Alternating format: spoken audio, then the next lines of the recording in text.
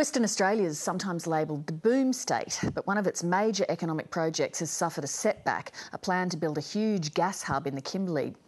The West Australian Supreme Court has ruled as invalid two key components of the deal. One is the state government's compulsory acquisition of a gas processing site on the Kimberley coast. The other is the extinguishment of native title for the site, known as James Price Point. As Greg Hoy reports, a $35 billion investment is now under threat.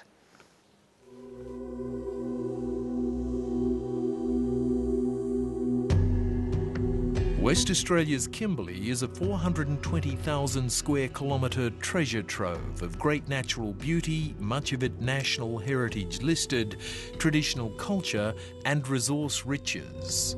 Anywhere in the world it's recognised as a truly remarkable place. But here, an environmental battle royal has been raging for years over a decision by the state government and Woodside Petroleum to build a multi-billion-dollar LNG processing plant for the Browse Basin gas field 400 kilometres offshore to the north, right on the Kimberley coast's James Price Point above Broome. There hasn't been a full and proper consideration of the alternatives to industrialisation of the West Kimberley coast. There are differing points of view, and I understand and respect that there are people who don't want to see any development in the Kimberley at all. However, what I would say to them, what alternative do you have for raising, protecting and giving young children a life? Though final federal government approval is still pending, clearing of the Kimberley coast site was well underway, well before the West Australian Supreme Court today threw a spanner in the works, ruling as invalid the state government's extinguishment of native title and compulsory acquisition of James Price Point because relevant notices failed to properly describe the land. Environmentalists were elated. Well, it's a great day for the Kimberley. It's not such a great day for the Premier of Western Australia, who's made a terrible mess of this, and it's certainly not a great day for Woodside, but it is wonderful to see that the average person, and these are struggling people, can go into court and get justice from it. They've got to go back to square one, and it's a great win for the Gallaraballoo people and the people of Broome. West Australian Premier Colin Barnett is not convinced the setback is so serious. A boundary of 7,000 hectares was selected initially because it was impossible at that stage to know the exact location of the LNG plant. We now know the exact location, so we will reissue it on the smaller boundary of 3,500 hectares as the court now requires. But the Premier's arch opponent in the Browse debate, the prominent Australian businessman and environmentalist Geoffrey Cousins, begs to differ.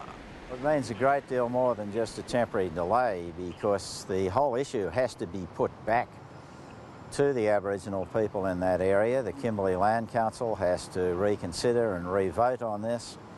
And when that original vote was taken, there were a lot of people who hadn't really focused on this matter and weren't all that well briefed on it. That's changed enormously since. Woodside wouldn't comment today other than to suggest this is an issue for the state government and opponents who brought this Supreme Court action.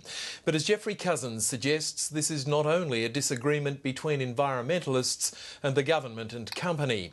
It's a vexed issue that has also divided traditional owners, pitting the Kimberley Land Council, who have done a development deal with the Barnett government, against other traditional claimants who remain bitterly opposed. The judgment was really sort of great for us to go back home and have a smile on our face. So it makes me look happy now. I can keep going to do what the next step I want to do, which I'll go back and look after my songline and my heritage and my culture.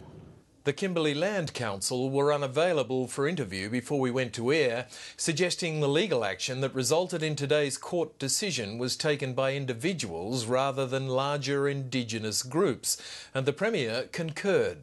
Without doubt, the agreement reached in the Kimberley area on James Price Point is the most significant act of self-determination by Aboriginal people in Australian history, and for the benefit of those people, I very much want to see it proceed. Meantime, Geoffrey Cousins remains highly critical of the federal government and Environment Minister Tony Burke for allowing the development site to be cleared before federal environmental approval has even been granted. I met with Tony Burke recently and put to him that he ought to be, as the Minister for the Environment, not the Minister against the Environment, looking at alternate sites. He maintains he's not allowed to do that. And I said to him, really, you know, that's what people said in the Franklin Dam issue. But then along came Bob Hawke, who said, I don't care what you say, I am going to find a way to stop this dam, and he used the corporation's powers of the federal government to do that. When asked exactly when we might expect the federal government to decide whether it will grant final environmental approval for the Kimberley site, Federal Minister Tony Burke suggested he's awaiting a strategic assessment report from the West Australian government. So in the end, it seems the $35 billion Browse Basin development decision still very much hangs in the balance. Greg Hoy reporting.